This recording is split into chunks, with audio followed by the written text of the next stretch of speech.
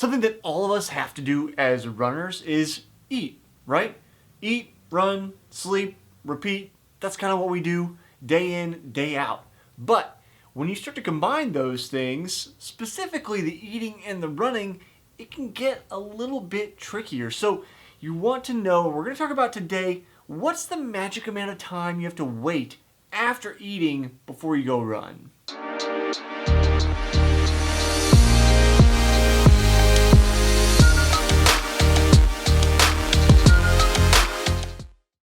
Welcome to another edition of Runner's High. If you don't know, I'm Jesse Funk, and this show we talk about running, everything running and endurance related. So if that is your thing, if you consider yourself a runner, a triathlete, a long distance person, then subscribe to the channel, stick around for more videos every Tuesday and Thursday. So you want to know about how long do I have to wait after I eat before I go run? I've gone and done it, and then I feel bad. It feels like food's jumping around in my stomach. I want to vomit. Nobody wants that. It is kind of a hallmark of high school runners to run as hard as you can so that you vomit after a workout, hard workout, or at least at my high school. But we know that ideally, as we grow up into adults, that's probably not the thing that we want to do. Throwing up is not a great, fun experience, and you just wasted all that food you ate. So how long do you have to wait before you go and run? If you've been on the channel before, this answer is not really going to surprise you, because it's like most of my videos, and I say it depends. It depends on you, really. There are experts that suggest 2 to 4 hours is the perfect time frame to wait before you go run. But 2 to 4 hours is a pretty big window. I mean, it's literally from one end to double that end before you go run. Is that realistic? I don't know that it is, number one, because if you're running any amount of miles, you're probably going to be eating every 4-ish hours when you're awake. A little snack, in between meals, something like that. So if you wait 4 hours, then are you ever able to run? Which I guess maybe alleviates your problem, because then you don't have to worry about eating and running because you're no longer running. But if you actually want to run, I don't know that that's realistic. And I think part of it comes down to, it depends on you and it depends on what you've eaten. So take me, for example. I eat a pretty light breakfast, but it's also not like what I would consider super, super highly digestible. So it has some protein, has some carbs, has some fats, a good mix of things so that I stay full. I wake up most days around 7-ish. I'm eating breakfast by 7:20, 7:30. And then I usually start my first workout for the day, whatever that is, often a run, about 9. Sometimes a little earlier, but not too bad. So I've already broken that 2 to 4 hour rule, right? Only an hour, hour and a half after I am eating breakfast am I out working out. And that's any intensity. I can go out for an easy run. I can go out and do tempo. It doesn't really bother me. In part because it's food that I'm eating in the morning that I'm not having a real heavy meal. Meaning things that are really high in fat, really high in fiber, really high in protein, very meat-based. Those kind of things are going to take your body longer to digest. Meaning that the period you have to wait between eating that and then going to run is going to be longer. Because if you don't, then you have that bouncing around feeling in your stomach where it feels like you're getting punched from the inside while you're trying to do your workout.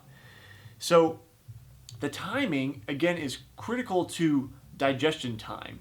And that digestion time is partly based on your gut microbiome, which if you want to know more about that, I've spoken to 2 different people on the Smart Athlete podcast, another show I do on this channel. Comes out on Fridays.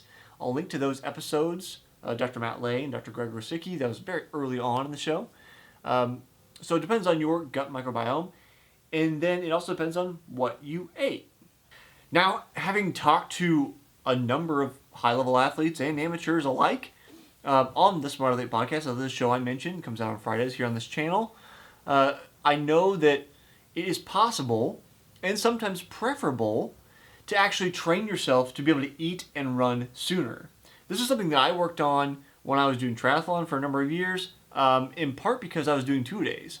So you have to fit eating and working out around your own, their own schedule, and you can't always wait that longer period of time. So you kind of have to get used to having a more full stomach or a heavier stomach when you're going out and running. On top of that, there's a consideration that if you're going for longer and longer distances, you may be eating while you're running, and that takes another kind of discipline or practice to get used to doing that. Ultimately, I think it comes on a scale though, where I can work out immediately if I'm taking something super simple in, like, a pre-workout kind of supplement, and that could be anything. I mean, I don't take a pre-workout powder of any sort at the moment, but if you do, it could be that. It could be a gel. That's more common for me if I've somehow decided I want to work out immediately after I wake up. I don't typically want to eat breakfast and then go right out to do something like a hard workout right in the morning, so I'll take a gel. Super easy to digest. That's kind of what they're meant for. So that's the short end of the scale, all the way to, like, we just had Thanksgiving or Christmas dinner. Hopefully you didn't overeat, but still, that's going to be a very heavy meal. Ideally, I'm going to work out before then, but if you do that kind of meal, that's probably going to be closer to the 3 to 4 hour time, because you need more digestion time. So within your own biology, you kind of have to figure out and experiment a little bit. Like, these things are more easily digestible for me. Probably going to be, simple carbs on the short end, and then on the long end, more complex carbs that have fiber, fats, and high amount of protein. Anything in between there is more an experiment with your own biology, but I would suggest the magic number really is depending on you, but can be as short as 10 minutes if you're taking that simple sugars in, or as long as 4 to 5 hours if you're doing like that super mega heavy Thanksgiving type of meal. So what's your experience based on what you've eaten? Leave it down in the comments below so we can share with each other and kind of learn as a community what is going to be good guidelines for everybody. And then if you want, again, check out those conversations I had with Dr. Greg Rosicki and Dr. Matt Lay as they study the microbiomes of ultra runners on the Smartly podcast. Those will be on the screen here shortly. I'll see you next time on the next episode of Runner's High.